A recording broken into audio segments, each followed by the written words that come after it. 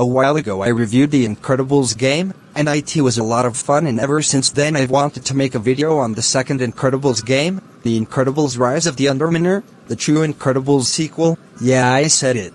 I totally respect your opinion if you liked the 2018 Pixar sequel known as Incredibles 2, but me personally, I did not like it, but I do like this game, so let's get into it. So the story picks up right after the first Incredibles, where the Underminer declares war on peace and happiness, but actually does so instead of robbing a bank and disappearing for the rest of the narrative, and begins his conquest of taking over the world, and it's up to Mr. Incredible and Frozone to take him down. Now the rest of the characters don't play an important role in this game, since it's mostly Mr. Incredible and Frozone fighting the Underminer's forces and taking down his doomsday devices, such as the Underminer, the giant robot factory, and the corrupt Territor. This game has a bit of a formula, but unlike a lot of other tie-in games around this time period, this is actually fun and enjoyable the whole way through, and it doesn't bore or overplayed. Each level has their unique structure and energy and are all extremely memorable in their own way. The controls are very well executed. Just like the first game, they are very smooth and easily playable, from Mr. Incredible's strength to Frozone's ice powers. The controls are some of the best that I've ever used in a video game. This is a game that has a real sense of action and adventure to it too. The places the levels take place and the areas you play through are all very creative and imaginative. I especially love the creativity with the underground layers and the concepts for each of the machines, as well as the unique structures of the transportation systems. They are all very cool stuff.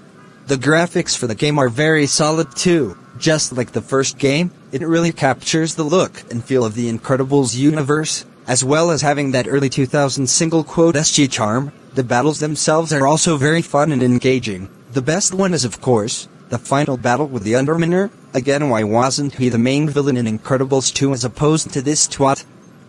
But anyways, the final battle is enthralling, challenging, super gripping, and extremely cinematic. And the way the game ends with Mr. Incredible and Frozone destroying the giant bot and reuniting with the rest of the family as the bot falls and Frozone and Mr. Incredible share a bro moment is just the cherry on top to a magnificent epic experience.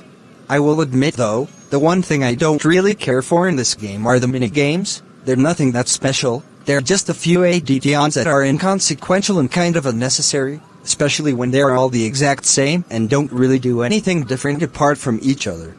But that's really about it. Overall guys, The Incredibles Rise of the Underminer is an underrated masterpiece of a game. It gives us the most epic and enthralling sequel to The Incredibles you could possibly get. It ups the creativity of the world of The Incredibles by giving us some very memorable locations and is extremely replayable. I highly recommend this game to every die-hard Incredibles fan and even hardcore video game fans. Seriously, this game is really fun, especially if you were playing with a friend, and I personally think it's a better co-op game than Shrek 2. Yeah, I fucking said it. Deal with it. I honestly do not understand why it gets so much hate. It's one of the best tie-in games of the 2000 single quotas, and certainly one of my absolute favorites. But anyways guys, what do you think of The Incredibles Rise of the Underminer? Do you like it, or dislike it?